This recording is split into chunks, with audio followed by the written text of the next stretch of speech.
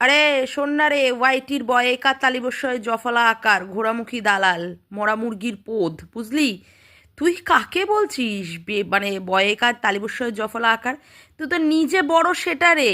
হ্যাঁ, কত কিছু কেলোর কীর্তি করেছিস, ভাই ডেকে তাকে ভাতার বানাতে চেয়েছিস, কত কত পুরুষের আন্টু বান্টু সান্টুতে বসবি বলে দাবি করেছিস। হ্যাঁ, তারপরে আবার বুঝিয়ে দিয়েছিস তোর বরের দ্বারা তোর কিছুই না হয় জল গরম, না হয় শরীর গরম। কেমন করে ছোট ছোট রিলস বানিয়ে বানিয়ে সব কাস্টমারদের ডাকিস, ঠোঁটগুলো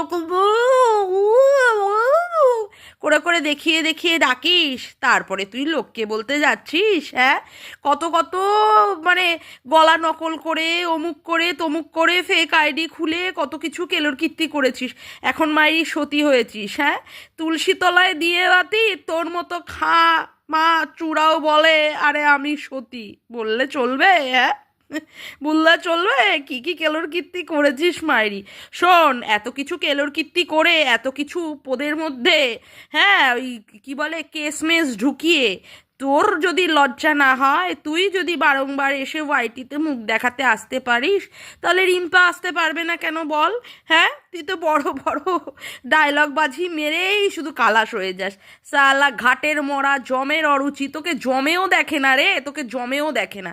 শালা খামাচু মাগি কোথাকারে, নোংরা খামাচু। আবার পরকে বলে সে কি বয়েকা তালিবস্বয়ের জয়ফলা আকার। শালা এর ওর তার বান্টুর মধ্যে মুখ গুজে থাকে, এর ওর তার প্যান্টির মধ্যে মুখ গুজে থাকে, সে আবার বড় বড় কথা বলে। যা ফট এখান থেকে শালা, ধিক্কার জানাই তোর মতো মেয়ে ছেলেকে। ওয়াক থু তোর মুখে, ছি।